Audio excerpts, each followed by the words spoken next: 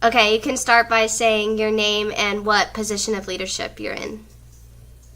My name is Becky Burns, and I am an executive assistant to the lead pastor of Westover Hills Assembly of God in San Antonio. All right, and then what does your job look like on a daily basis? Okay, besides the normal, typical administrative assistant duties, such as scheduling, itinerizing for my lead pastor, etc. I'm also over training staff. I do a lot of orientation training as well as staff development training. I also have a large part in the interview process for all of our support staff. And another one of my responsibilities is to coach our pastoral team and our support staff into doing ministry together. All right. So how do you feel about being in a position of leadership in the church without your husband? Because I know your husband is not on staff at the church. It's just you. So how does it look on your perspective as a woman and not having your husband with you? I think first and foremost, what makes it easy for me is that I have his support 100%. So that's important. As a woman in leadership, especially in ministry, you have to have that spousal support, even though he may or may not be on staff with you. And then secondly, it can be intimidating. You really do have to know that you are called. You have to be confident in the calling that God has placed on your life in order to walk in that type of capacity. Okay. You mentioned that you're not a pastor on staff, but you're just an executive. So, coming from a Bible student, like we are taught, like you have to be a pastor in order to have a ministry. What does your ministry look like, even though you're not like a pastor from your side?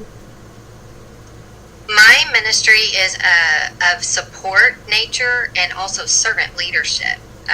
That is what I feel like I am called to do. It is what God has gifted me with.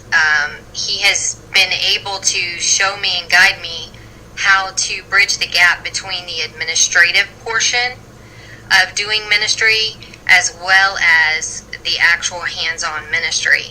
So in my capacity, I am able to relate both to the ministry aspects, which is outside of policies and procedures, and also know how to adapt those policies and procedures to fit ministry, and also value the fact that there are policies and procedures in place. As the senior pastor's assistant,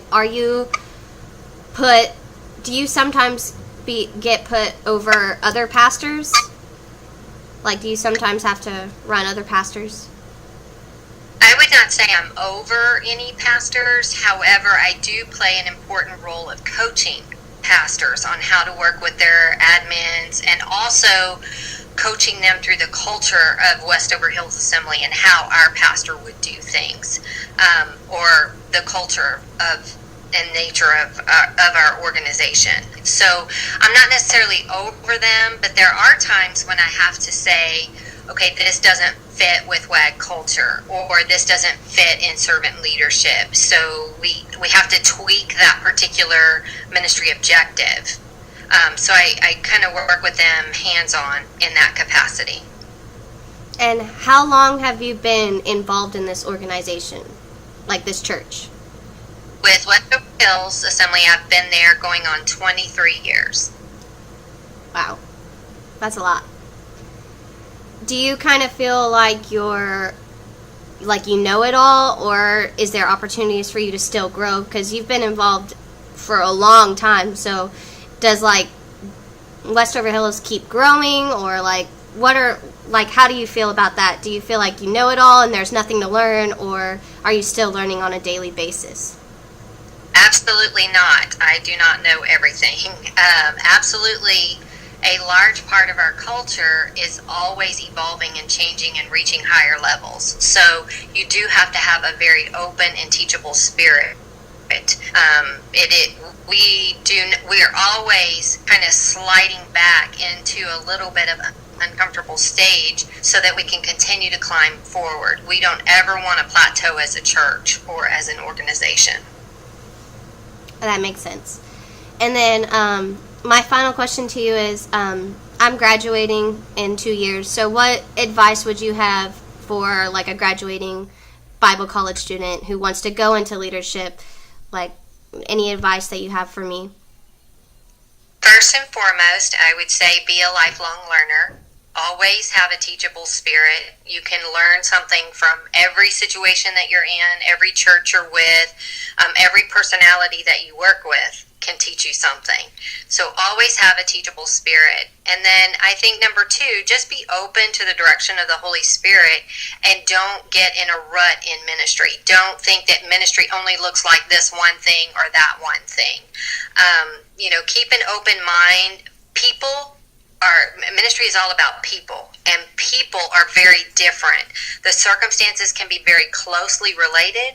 However, each person's experience in that circumstance is going to cause you to minister to them in a different capacity, in a different way. So always be open to the discernment of the Holy Spirit, and don't think you have to do it a textbook way. Just let the Holy Spirit guide you through that process. And then with every individual that you come in contact with, the Lord shows you what purpose and plan He has for them. All right. Well, thank you for your time. Welcome.